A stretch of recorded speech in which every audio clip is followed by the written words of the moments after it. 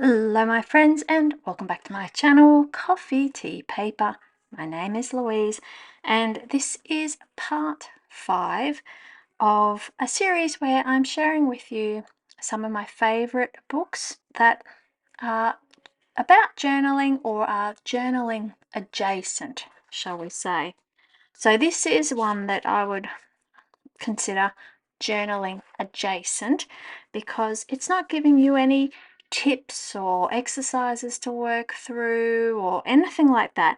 It is a historical collection of great diaries. So the world's most remarkable diaries, journals, notebooks and letters.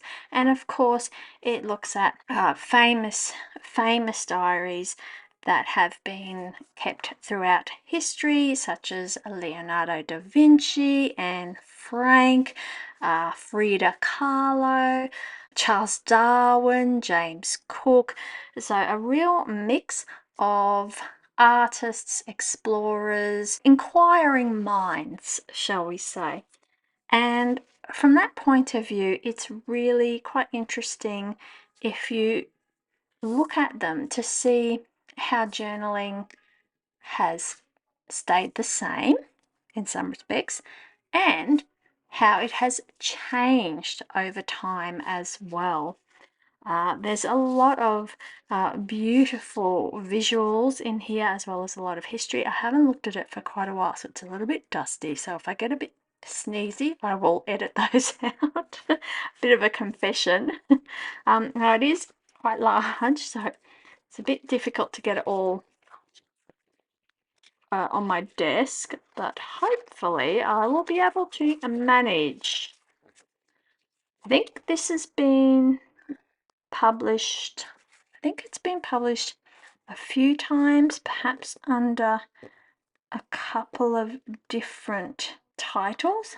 It says it was first published in 2020. I don't know if that's the case. I have a feeling I've had this for longer than that. The chapters break it up into before 1500, 1500 to 1700, 1700 to 1800, so that the time frames get shorter and shorter as there's more accessibility to materials and of course the longevity of the journals that have been kept. 1800 to 1860, 1860 to 1900, 1900 to 1940 and 1940 to the present. I'm not sure when the last one, 242. Let's just have a look.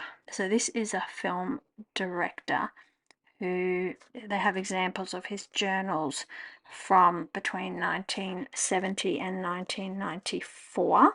So that's quite, I mean, maybe with the advent of the smartphone and the internet, maybe a lot of people aren't keeping historically significant journals anymore, or I don't know.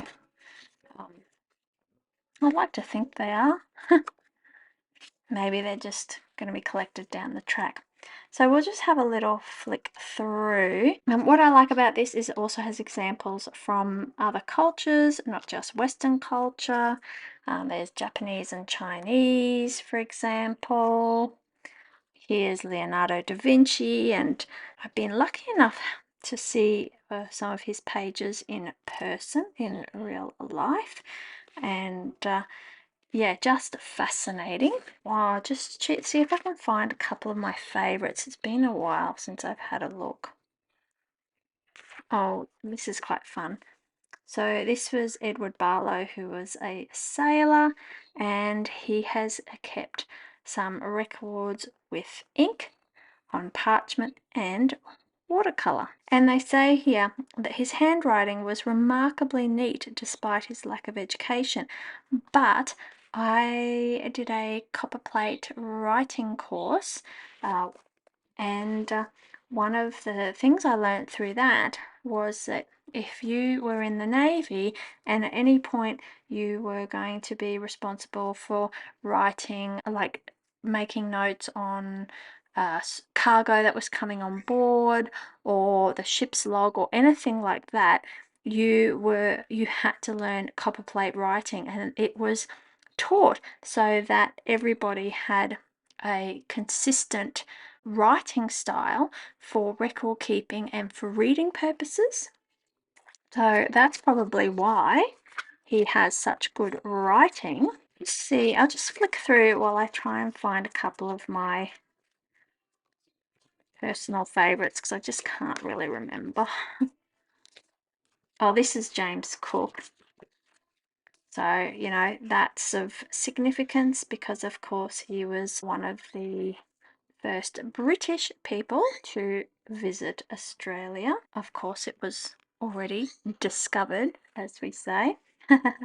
And he was just many in a long line, including the Indigenous people of Australia, as well as the Portuguese, the Dutch, and I think maybe even the Chinese were here at some point.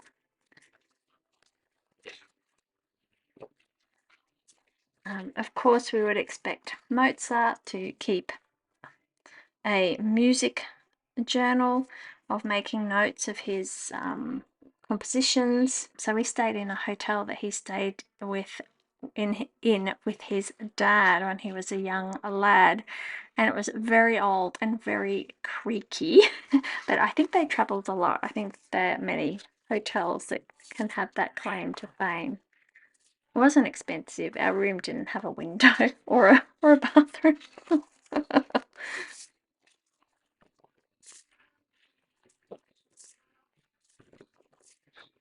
I love seeing the examples of writing.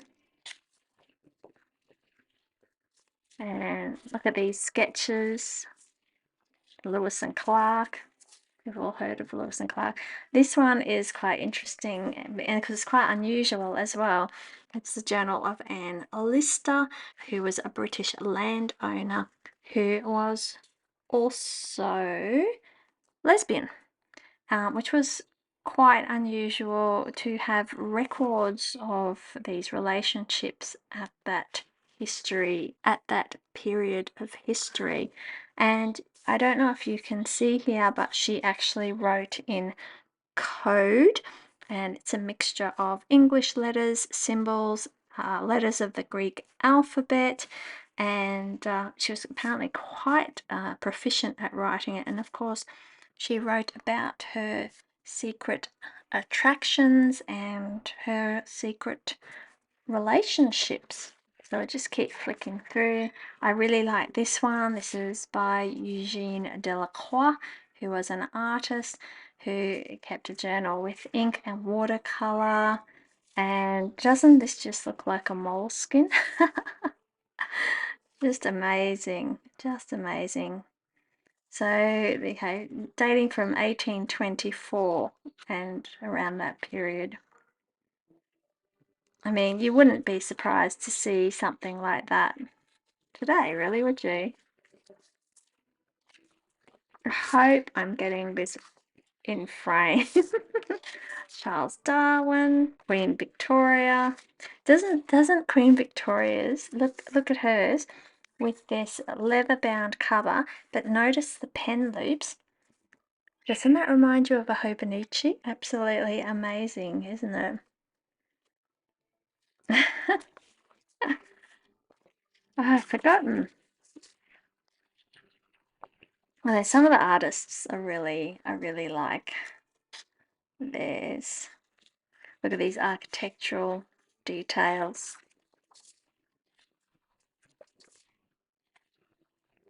Oh, this is interesting. Charlotte Bronte, one of her first handwritten books from her childhood when she was only 12, and in it she has written a story which she illustrated in watercolor. Look at that. And all these things, you know, you look through and you feel some you don't feel a connection with, and others you can totally relate.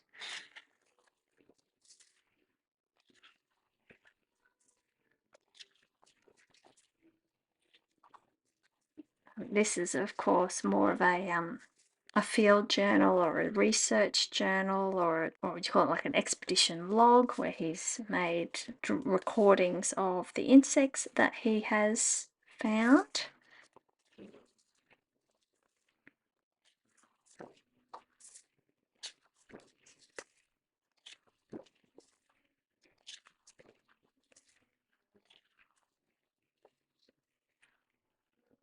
And look, these are starting to become even more kind of familiar now, like with lined pages. And yeah, they say here this drawing has been cut out and stuck into his notebook.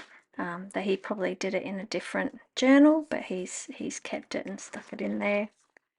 That's John Muir, conservationist. I mean, look at this. This is so recognisable, even with the blue lined pages.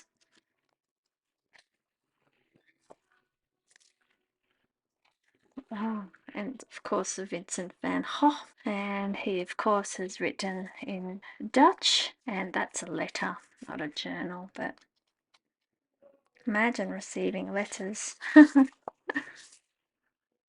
I'm sure we all recognise that. I went to the Van Gogh Live exhibit a couple of years ago, and they had a mock-up of that room. Look at it and see it in 3 dimensions, which was really interesting. I really like this one. This is Arthur Conan Doyle, of Sherlock Holmes creator. And look at this, he's used a ledger, because you can see the lines, but he's just used that for his diary, and he has done a tip-in. So he can fold that drawing in, and that's in watercolor.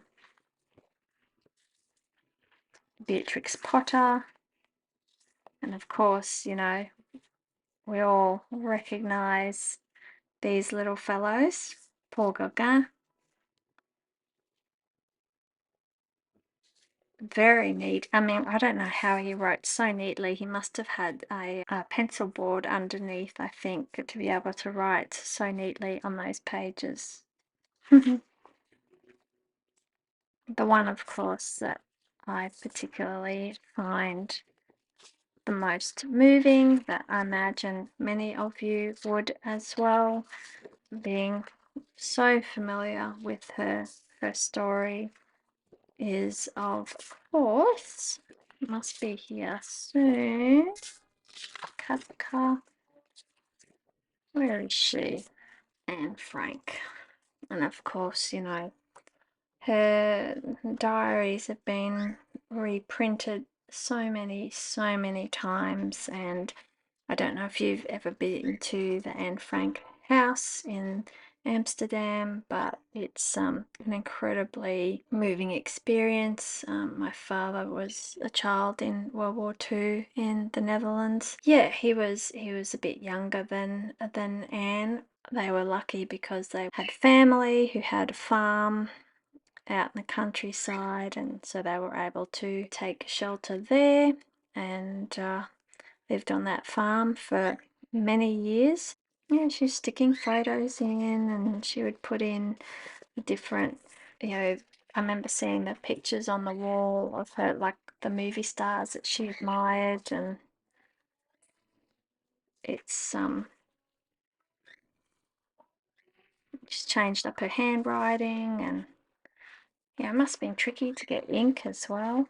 And then this is kind of starting to look very recognizable. This is by Frida Kahlo, and you know, we see colored writing for the first time in this book. So that's just fascinating, with all the doodling and colored writing, and it's really starting to look very being something that would be created today.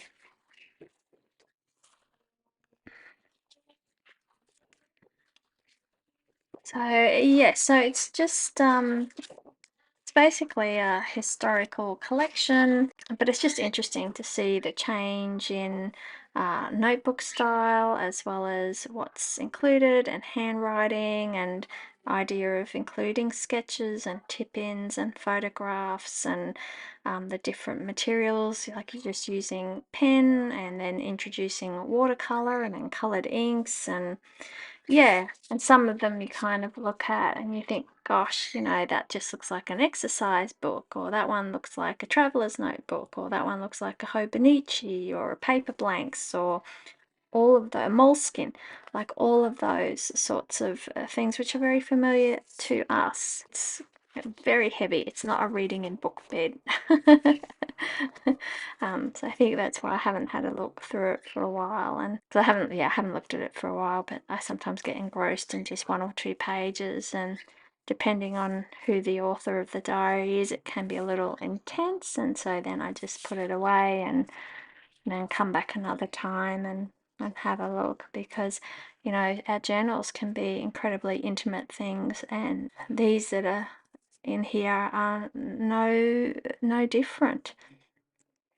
Anyway, next time we will move on to a bit of a more lighter nature of journaling book, and the next one is full of ideas and suggestions and inspirational pictures and just things to consider.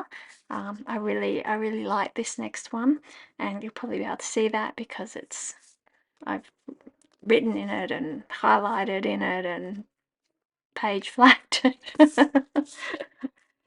Anyway, thank you so much for being here. Thank you so much for watching and joining in with me in this series of books that I look to find inspiration, or just on the subject of journaling or related to journaling.